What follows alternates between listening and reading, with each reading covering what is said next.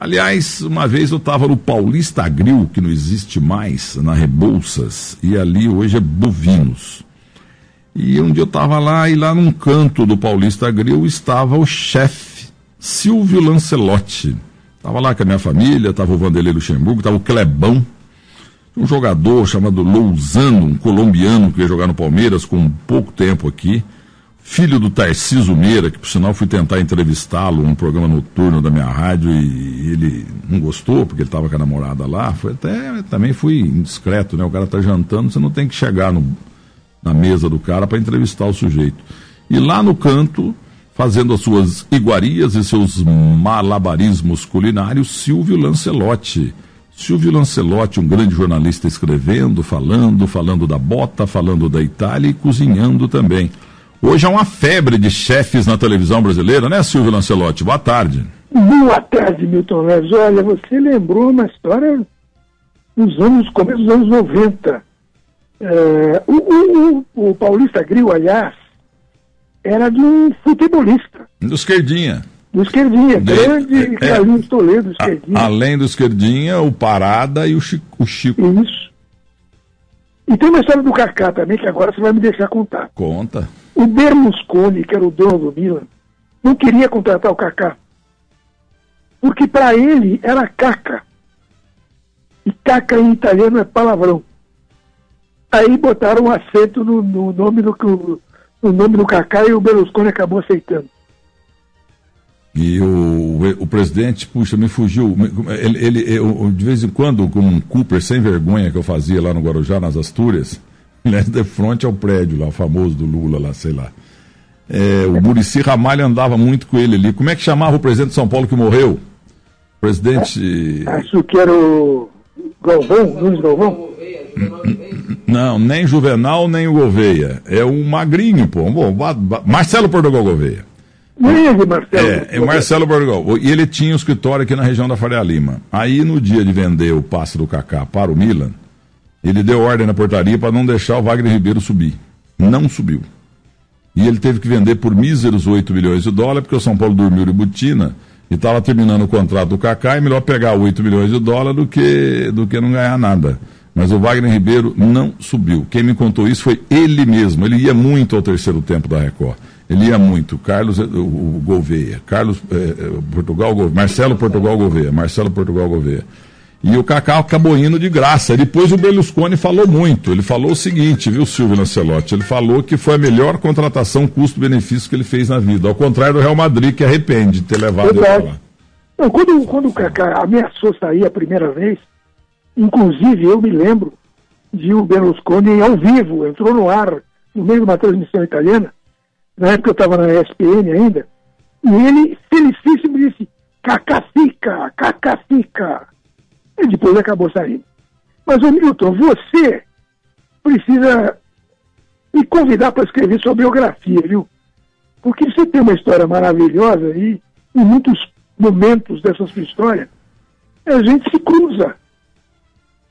Quantas e quantas vezes, até acidentalmente, você, como cliente, eu como apresentador de programas de televisão, nos cruzamos. E quantas vezes também você me entrevistou? Que tal essa biografia? Eu já tenho a biografia, porque o que acontece é o seguinte, tinha um outro escritor, mas aí que tá, eu saí de férias, eu estava nos Estados Unidos, a família ia viajar, eu pegava o gravador e ficava lembrando história, mas assim fica uma coisa pasteurizada. A história, ela surge quando você está conversando no ar aqui, igual veio do Kaká, você lembra o negócio quando você está numa confraria de vinho, você está num restaurante conversando com seus amigos, você está conversando com a tua família, vem um assunto, puxa o outro, então é a hora de ir gravando, porque o Chico Anísio falava, quando você tem uma ideia, você simplesmente pega a ideia e anota, porque senão dali a pouco você esquece. Entendeu? Então eu fiz uma coisa e eu entreguei para esse primeiro escritor e ele deu para alguém decupar, o moleque e tal, o estagiário, e no fim virou livro, não ficou legal. Aí a toque de caixa, porque já tinha sido anunciado, eu botei o André Rosenberg, ele acabou fazendo o livro, ficou bom, mas ali 90% de histórias que eu tenho não tem no livro. Porque porque não existe esse negócio do teu biógrafo receber uma gravação de que você, peraí, agora eu vou contar a história aqui. É fajuto. Então, não tem alma. As histórias, elas têm que surgir, porque eu conto muita história meus moleques e tal, etc. Estamos lá em casa com os amigos, e aí outro dia vieram 4 pessoas que são de Muzambique, mas um que mora em Curitiba, outro mora em Porto Alegre, outro mora em Cuiabá, outro mora em Limeira. Então a Lindy começou a contar histórias incríveis, né? Então eu conto uma história, um dos meus filhos já fala: pai, essa já contou 15 vezes, 15, 30. Mas muitas vezes também eu estou contando uma história pela primeira vez, eu tomei um silêncio, você vai pro lado, tem um filho chorando. Porque é uma história do começo do sofrimento aqui dos anos 70, entendeu? No começo dos anos 70. Então, esse negócio de livro, você tem que ter muito tempo e convivência, e ficar batendo papo informal com o biógrafo, que assim vão surgindo fatos, histórias legais. O biógrafo te acompanhando, repito, numa reunião de amigos, num restaurante, numa confraria de vinho. Com você. Um bate-papo. O Mauro Cabeleira, que tomou Doril, sumiu, o Mauro Scalpo, eu e ele, a gente tem muitas histórias, mas a gente, quando começa a conversar, a gente começa a lembrar daquilo que aconteceu. Agora, se você ficar, como eu fiz, em Miami e Nova York, eu ficava 1 hora por dia gravando história.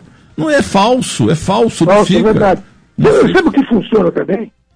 Você faz uma lista de 100 pessoas e o teu suposto biógrafo vai entrevistar essas pessoas. Isso a gente não fez, foi só a partir de mim. Essa é a melhor forma. Mas Silvio Lancelotti, você que na televisão aqui na Band só falava em bota, por que você chamava a Itália? Eu sei, é claro. Por que você gostava tanto de chamar a Itália de bota? Isso é um pequeno vício meu. Eu não consigo repetir palavras, expressões. Eu, por exemplo, dizia para os holandeses, nederlandeses, estava sempre tentando achar uma imagem, uma metáfora, uma coisa que ficasse diferente do convencional. E é por isso que hoje, eu ainda uso prélio, pugna, contenda, cotejo. O nosso idioma, Milton, é muito rico.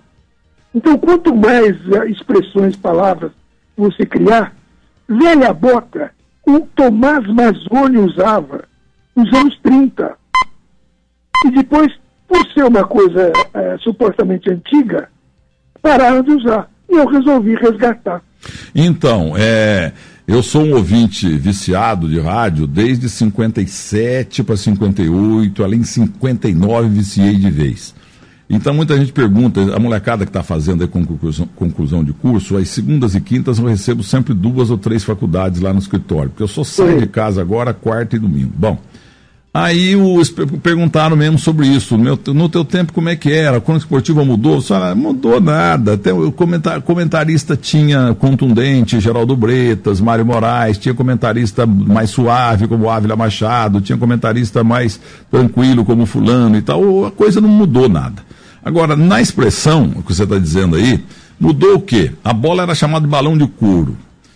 O médico era chamado de... Causídico. Não, o médico era chamado de... O preparador físico era fisicultor. O médico era chamado de... Ai, meu Deus, fugiu aqui. Entendeu? Falava-se muito em offside, entendeu? Bola prensada da defesa. Então, puxa vida, o Júlio Mazei do Palmeiras foi pro Santos, ele era chamado de professor financial, que era o preparador físico do Palmeiras, era chamado de fisicultor. Grande jogador de o médico era chamado de facultativo. Facultativo, isso. Entendeu? Então é isso. Então não mudou muito. O que mudou foi o aumento da dificuldade para o narrador esportivo de rádio, o Lancelotti. Porque naquele tempo esses gênios como o Fiore Gilhote, Pedro Luiz, Geraldo Zé de Almeida, sabe, Jorge Cury, Edson Leite, eles foram geniais, mas eles não tiveram um negócio terrível contra eles, a televisão. É verdade. O Zé Silvério e o Osmar Santos conseguiram realmente um patamar absurdo mesmo concorrendo com a televisão, porque antigamente não apenas não havia televisão, como não havia permissão e não havia também a tecnologia. Não tinha como transmitir nada enquanto estava Santos e Corinthians jogando no Pacaembu ou Palmeiras e São Paulo no Morumbi. Então, naquele tempo, esses narradores explodiram mesmo, os comentaristas, repórteres, repórter de campo era chamado repórter volante, hoje é o meta. Muito bem, então, você tinha antigamente só 2 jeitos de assistir, de ficar sabendo do andamento de um Santos e Corinthians, um São Paulo e Palmeiras. Ou ir ao campo, ou ouviram pelo rádio. Como no campo você sempre, ali cabe só 0,01% das pessoas que querem saber desse jogo, o resto tudo ouvia pelo rádio. Aí o rádio explodiu. Aí veio a televisão. Hoje, um dia aí, alguém já fez um levantamento, tivemos 49 eventos esportivos de várias modalidades, nas televisões abertas todas, fechadas todas, e na internet, concorrendo com o rádio, coisa que não tinha nos anos 40, 50, 60 e até 70. Olha, do meu tempo, eu sou de 44. Eu me lembro, na década de 50, de escutar basquete pelo rádio. Escutar vôlei pelo rádio. Era impressionante. A sua fantasia fervilhava por escutar as coisas pelo rádio. As rádios São Paulo transmitiam os jogos do Corinthians e do Sírio. E do time lá, o Clube dos Bagres de Franca, terra da Rafarilo, porque eu torcia muito pro Sírio, pro Corinthians não ser campeão de nada. Desde moleque que eu sou contra o Corinthians, entendeu? E boxe, pô, Flávio Araújo transmitiu 2 lutas lá sozinho, única rádio que foi a Tóquio, 2 vezes Arada e Éder. Escutei. E 2 caras que eu gostei muito narrando boxe, que é muito difícil, Zé Silvério e Flávio Araújo. Você lembra que parou o país, a Bandeirantes deu 99% de boxe com a luta do Arada com o Éder? Com o Éder? Pois é. A transmissão de rádio, Milton, é sempre um encanto. Eu normalmente trabalho com televisão ligada, computador ligado, mas eu tenho sempre um rádio ligado, porque é uma companhia. E aquilo, volto a dizer, eu estou falando com você agora, mas estou te imaginando. E o único veículo de comunicação que permite isso é o rádio.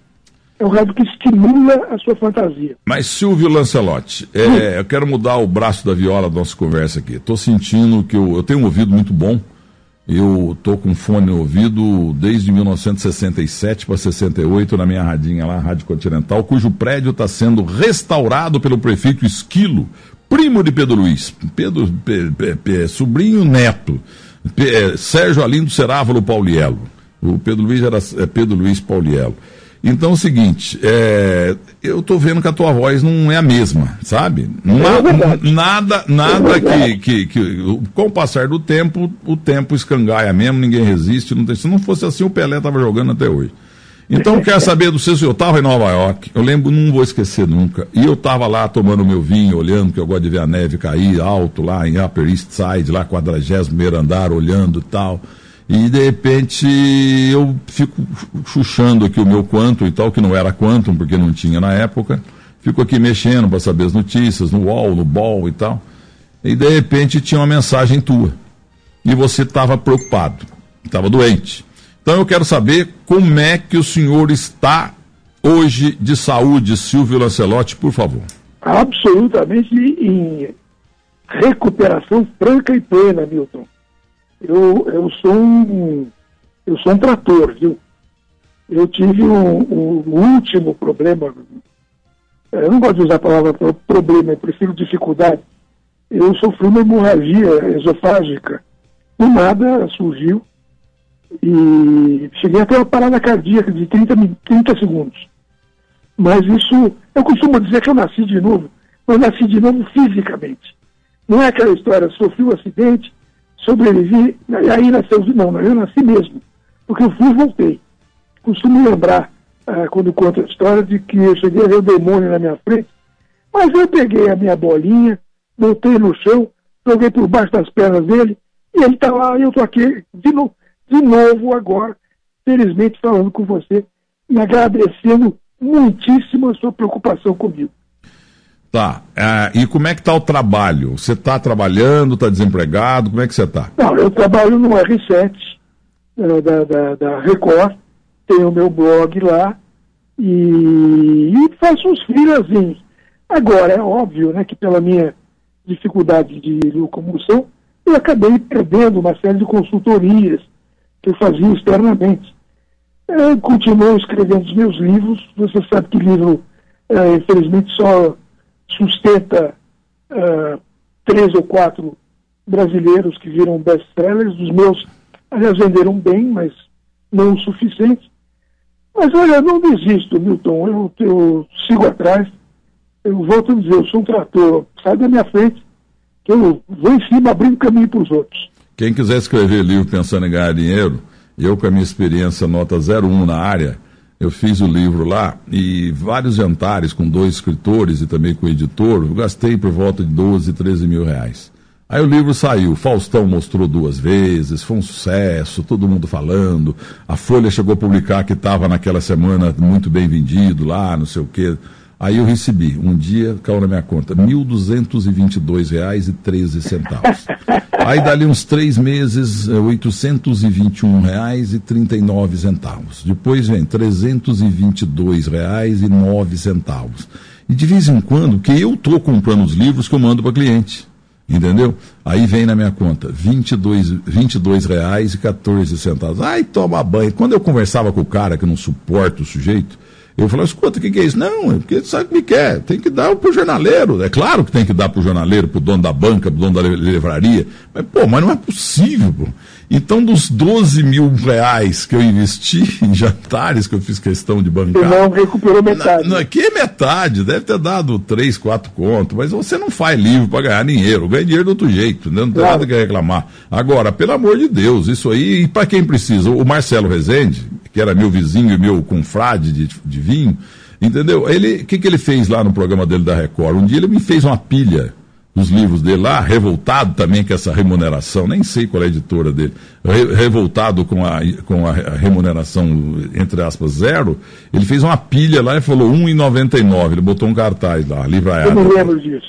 Tá louco, isso aí é que a gente não sabe, não entende, você não amarra direito contrato, esse negócio, mas valeu pela experiência, valeu pela experiência. O problema não é o contrato, o problema é aí eu volto até o código do nosso idioma, o código da linguagem. Eu escrevi um livro, uns anos atrás, a minha tentativa no romance de literatura. Chama-se Em Nome do Pai dos Burros. Pai dos Burros, para quem não sabe, é um apelido do dicionário. É um livro escrito, são 18 capítulos, cada capítulo escrito num estilo. É um exercício mesmo de texto que me tomou alguns anos para fazer. Esse livro foi finalista no Prêmio São Paulo de Literatura, tem matéria de meia página na Folha, matéria de meia página no Estadão, programas de televisão, entrevistas, etc. Vendeu 1.800 exemplares. Porque as pessoas não querem ler. E exatamente porque as pessoas não querem ler, elas escrevem tão mal, Milton. Eu, quando acompanho, hoje eu estou num dia, como dizia aquele brasileiro que foi 4º nos Jogos Olímpicos, eu estou num dia felizão, porque eu estou sem luz, eu estou sem TV, eu estou sem internet, falando com você, felizmente, graças à maravilha do celular. Mas se eu estivesse na internet, eu estaria me chateando de ver que nas centenas de e-mails que eu recebo, o pessoal que ainda tenta comentar as coisas que eu escrevo no blog, todo mundo escreve em código, mas é um código assim, mensagem MSG, ninguém se preocupa em saber como é a palavra, como ela nasceu. E olha, vou fazer um elogio a você, de coração não, de cabeça. Você, além de ter uma dicção fenomenal, você tem um grande vocabulário. Eu sei que você se empenha em ler, o que hoje, infelizmente, é uma raridade. Mesmo, olha, o livro que o Martínez escreveu com o Jô, sobre o Jô, vende muito pouco, porque as pessoas, olha, podem até comprar, motivadas pelo estímulo do Faustão, sempre falou dos meus livros, motivadas pelo estímulo, pela divulgação, mas colocam num canto e nem abrem. Esse aqui é o grande problema. Aí não dá, né? Tem que ler mesmo. Apesar que eu leio muito pouco em relação ao que devia. Deixa eu te falar uma coisa sobre esse negócio de livro também, cuja experiência é pequenininha e tal, mas eu aprendi uma coisa. Eu fui procurado uns meses atrás pelas filhas do Randal Juliano Matosinho, meu grande companheiro de rádio e tal. E ele faleceu e deixou as 2 filhas adotivas. Depois faleceu a Darcy Carlota também, a família morava numa bela casa na Avenida dos Eucaliptos, onde ele assistiu um programa meu na Record que terminou 00:30. Depois a Darcy Carlota falou isso para o Demar Anuzek, e ela já faleceu também. Aí aconteceu com o Randall, aquilo que aconteceu com a minha mãe, aconteceu outro dia com o Orlando Duarte, é pessoa de idade caindo em casa. Porque a pessoa domina todo o seu espaço ali, aquela casa, a cozinha, tudo, a sala, e muitas vezes vai ao banheiro de noite, não tem preocupação, tá, porque sabe mais ou menos o rumo, e pronto, bate numa parede, cai, escorrega, cai, e normalmente a pessoa de idade vai operar e morre. Aconteceu com a minha mãe e aconteceu com o Randall Juliano. E as 2 me procuraram, são adotivas, elas me procuraram para fazer um livro do pai.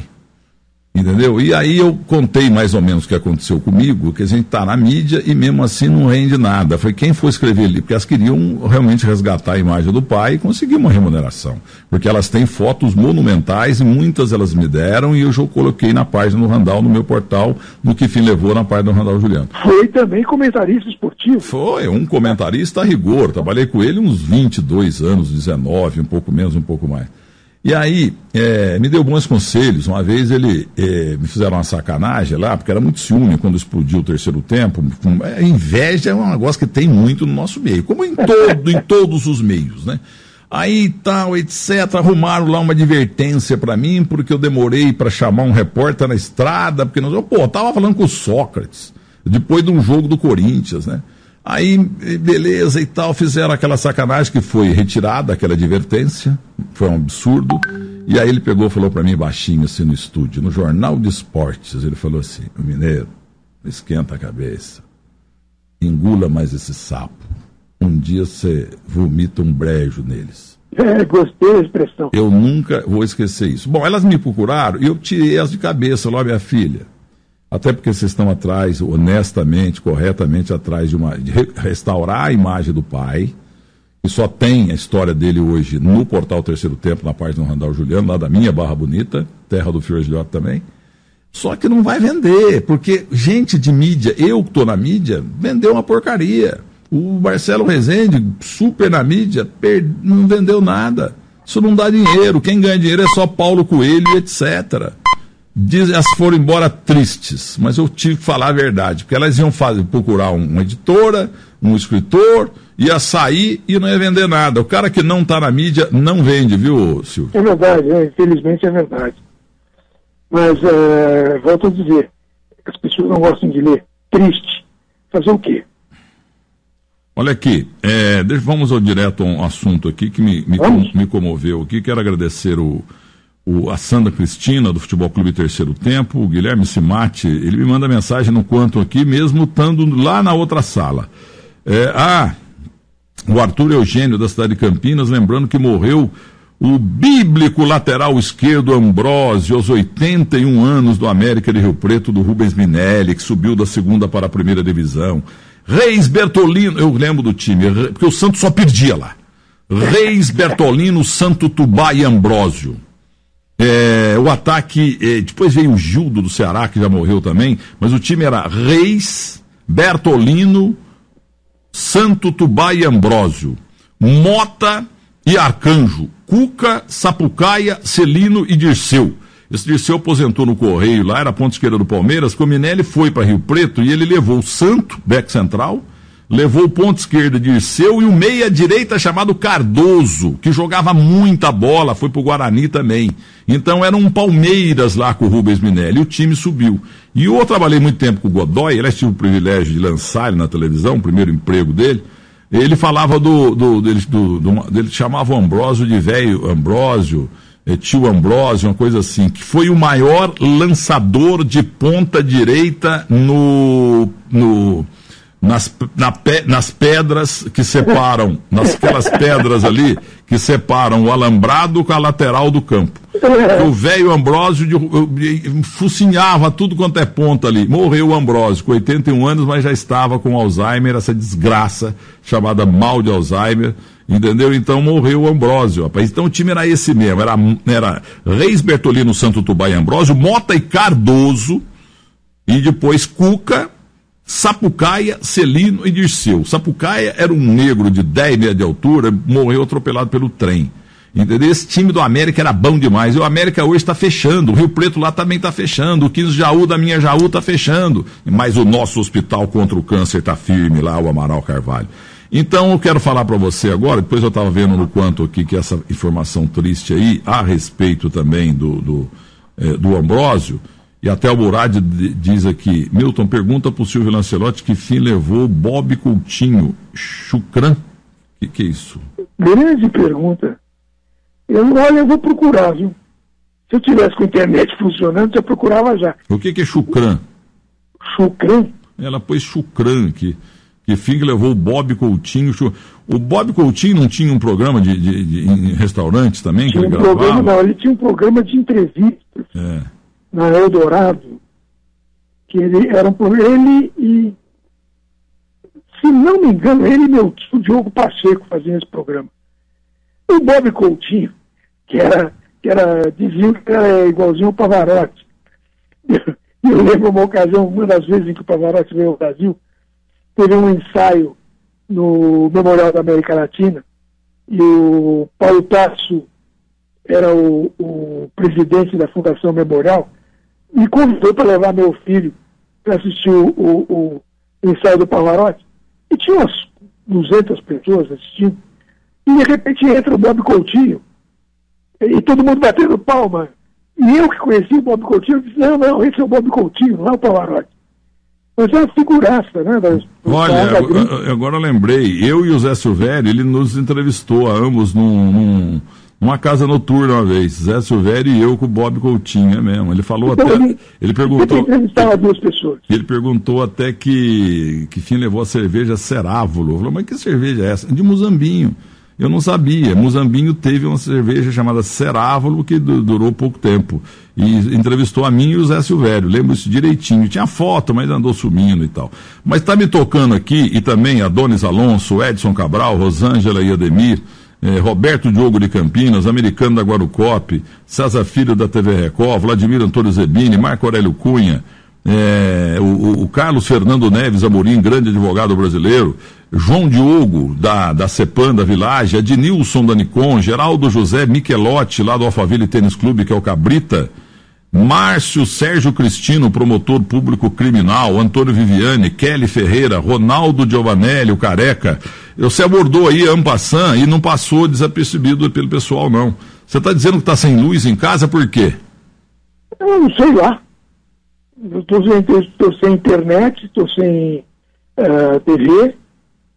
Acontece, às vezes no domingo acontece isso. O Ayrton Gontov, escritor. Grande Ayrton. O Ayrton Gontov é um grande gremista doente, tá de cama desde ontem. E ele me contou que você estava com um certo problema que estava para resolver, mas tinha que achar um documento aí, você achou? Aí já é uma história complicada. Na verdade, o Ayrton é um grande amigo também, ele mexe para me ajudar. O feliz da vida, Milton, é você saber que você tem uma relação de pessoas que te tratam com carinho, com respeito, aquele carinho no qual não falta o respeito. E esse é o grande alimento, né? Sei lá se é terceira idade, quarta idade. Para mim, tanto faz a idade. É aquilo que eu digo. Eu, às vezes, não consigo andar daqui até o banheiro. Mas eu trabalho com as mãos e com a cabeça. Então, eu, na verdade, eu não preciso mais das pernas para correr. Quem corre, para mim, é o meu pensamento, a minha imaginação, são os meus dedos. Infelizmente, hoje, eu vou conseguir continuar. Eu estou escrevendo mais um livro. Eu vou conseguir adiantar o livro. Mas eu não vou poder acompanhar. Eu não sei nem se a Juventus de Turim é do Bolonha hoje. Veja aí, o Guilherme Herédia Simátio Tesonildo, quanto é que foi, que jogo que você quer saber lá da Bota? Juventus e Bolonha. Juventus e Bolonha. Então é o seguinte, tem a última pergunta para você envolvendo o futebol. O Didio Gaúcho também está mandando um grande abraço para você aqui, o Didio Gaúcho, que é lá do Prazeres da Carne, está te convidando para visitar lá, porque quer que você dê umas aulas sobre cozinha para ele também. Mas é o seguinte, antes de uma pergunta envolvendo esses jogadores da história do mundo, sem conversa, direto, acha o boleto e me manda. Me diga uma coisa, quem jogou mais, Edmundo, Cristiano Ronaldo ou Renato Gaúcho? Cristiano Ronaldo. E não sou fã dele, hein? Mas ele... E você viu que ele bateu mal a falta ontem, não? Porque ele bateu na barreira. Se o cara, ao invés de proteger o saco, vira de bunda, a bola não passa. Pois é. Mas o Grêmio sucumbiu a si mesmo. Chegou com muito medo. Os jogadores... O Luan não jogou nada, por quê? Não vou criticar o Luan, coitado. Belíssimo jogador. Mas ele se afastou do jogo, fugiu. Pobre Renato Portaluppi, pitando com seus pupilos ali da lateral. O Zidane não precisou fazer isso. Olha, para terminar, o Eduardo Greio, que é miltista juramentado há tantos e tantos anos, desde os tempos do Teletrim, pergunta para ele, Milton, se foi ele que fez o primeiro gol do Mineirão. Para mim foi o Buglé. Para ele contar a história, mande um abraço para ele, Eduardo Greio. Houve sim uma partida chamada partida teste no Mineirão, antes da oficial, Seleção Universitária de São Paulo e Seleção Universitária de Minas. Eu jogava pela Seleção Universitária de São Paulo, ganhamos de 1-0, um gol de falta que eu bati e converti. Opa, então você foi o Buglé número 01. O Buglé Beta. O Buglé, João Alberto Buglé, ele tinha Vans lá em Brasília, hoje voltou para Belo Horizonte, jogou no Vasco, jogou no Santos com o Pelé, o Buglé. Lembro. E o goleiro foi o... Ai, meu Deus, o goleiro que jogou nessa partida pelo time peraí, vamos por partes. Fábio, o goleiro Fábio, que jogou pela Seleção Mineira, ele jogou aqui no São Paulo em 66. Ele estava na lista lá dos 47 do Fiola para a Copa da Suécia. Era um goleiro muito bonito, igual o Sérgio do São Paulo, não sei o quê, etc. E aí o jogo estava 0-0. Na inauguração do Mineirão, o jogo entre Seleção Mineira, goleiro Fábio, e o River Plate da Argentina, goleiro Gatti. 0-0, portanto, é claro, antes do gol do Buglé, pênalti para o River Plate. E quem tinha que bater o pênalti? O Delém, gaúcho, morreu lá, jogou no Vasco, morreu em... Adlen Quevedo Lázaro. Como é que ele chama? Adlen Quevedo Lázaro. Então, gaúcho, que jogou no Vasco, do Vasco ele foi pro River, lá ele encerrou a carreira, virou técnico de juniores e tal, e morreu lá. Ele foi bater o pênalti. Mas em homenagem a um jogador, se não me engano, Sarnari, ele pediu para o Sarnari bater o pênalti para ficar eternizado para a história, porque ele teria feito o primeiro gol da história do Mineirão. Só que o argentino bateu o pênalti e o Fábio pegou. E de vez em quando eu entrevisto o Fábio aqui, e essa entrevista deve estar na página dele, no Que Fim Levou. Aí o Fábio fala, você só fala do gol do Buglé, mas você tem que falar também quem que pegou o primeiro pênalti do Mineirão, fui eu. É o Fábio, lembra do Fábio? Fábio do Cruzeiro, jogou no Atlético e tal, na Seleção Mineira e no time do São Paulo um pouco aqui. Depois chegaram outros goleiros como Sérgio, Picasso, etc. e tal. Ô Silvio Lancelotti, tem o resultado aí, ô Tesonildo, do jogo? Tem. Qual que é, Milton, exatamente? Repita, Juventus de Bolonha. Juventus de Turim, La Vecchia Senhora contra o Bolonha. Venceu por 3-0 fora de casa. Opa! Pjanic, Matuidi e Mandzukic marcaram os gols da Juventus, 3-0 para cima do Bolonha. Repita. Nenhum italiano. 3-0 Juventus contra o Bolonha fora de casa, Milton. Gols de Pjanic aos 27 do primeiro tempo, Mandzukic aos 36 do primeiro tempo e aos 12 do segundo tempo, Matuidi fechou essa vitória. 3-0, o jogo já acabou. Tem as escalações aí, não? Aqui não tem. Ô Silvio Lancelotti, então um abraço pra você, o Ayrton Gontov te manda um abraço, eu também, bola pra frente, grande 2018, Feliz Natal pra você, tá bom? Acenda a luz. Pra você e pra sua família, um abraço. Obrigado, querido.